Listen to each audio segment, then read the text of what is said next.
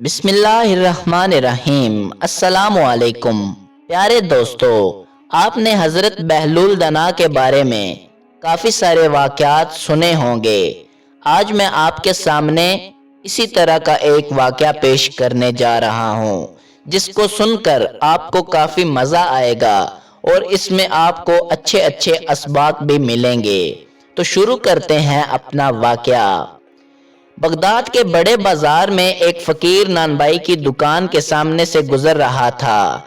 इसने अनवाओ इकसाम के खाने चूल्हों पर चढ़ा रखे थे, जिससे भाप निकल रही थी। इन खानों की खुशबू उनकी लज्जत का पता दे रही थी और इर्द गिर्द गुजरने वालों को अपनी तरफ मतवज्जा कर रही थी। बेचारे फकीर का दिल भी ललचाया, लेकिन गरीब की गिरा में माल कहाँ था जो इन खानों की लज्जत खरीद सकता। मगर वहां से हटने को भी इसका दिल नहीं चाहता था। खानों की खुशबू इसकी भूख बढ़ा रही थी। बिल आखिर इसने अपने थैले में से सूखी रोटी निकाली और खाने की देग की भाप से इसे नरम करके खाने लगा, जिसमें खाने की खुशबू बसी हुई थी। नानबाई चुपचाप ये तमाशा देखता रहा। जब फकीर की रोटी खत्म हो गई और वो चलने लगा तो नानबाई ने उसको रोक लिया। क्यों ओ मुस्टंडे, कहाँ भागा जाता है? ला पैसे निकाल।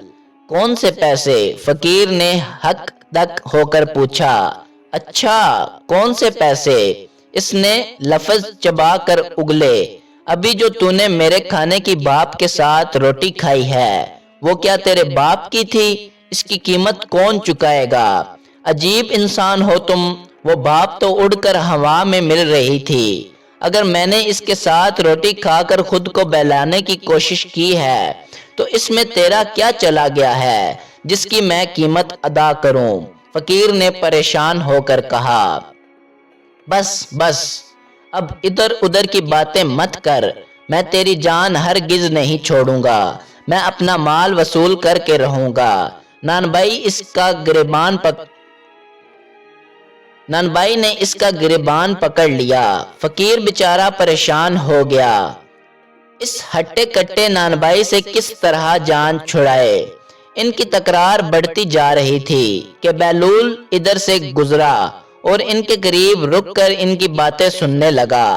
फकीर ने अपना हमदर्द समझकर सारी बात इसे सुनाई तो वो नानबाई से बोला, भाई ये तो बताओ कि क्या इस गरीब आदमी ने तुम्हारा खाना खाया है? नहीं, खाना नहीं खाया, मगर मेरे खाने की बाप से फायदा तो उठाया है। मैंने इसकी कीमत मांगी है, लेकिन इसकी समझ में ये बात ही नहीं आई। नानबाई ने बताया। बिल्कुल दुरुस्त कह रहे हो बरादर, बिल्कुल दुरुस्त। बहलूल ने सर हिलाया और अपनी जेब से मुट्ठी भर सिक्के निकाले। वो एक एक करके इन सिक्कों को जमीन पर गिराता जाता और कहता जाता, नानबाई नानबाई, ये ले पैसों की आवाज पकड़ ले। ये ले अपने खाने की बाप की कीमत, इन सिक्कों की खंग में वसूल कर ले। ले ले, ये सिक्कों की आवाज तेरे खाने की खुशबू की कीमत है। इसे अपने गुलग में डाल ले।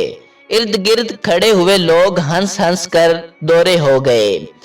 नानबाई अपनी खिफत मिटाने को बोला, ये पैसे देने का कौन सा तरीका है? बहलूल ने जवाब दिया, अगर तू अपने खाने की बाप और खुशबू बेचेगा तो इसकी कीमत तुझे सिक्कों की आवाज की सूरत में ही अदा की जाएगी।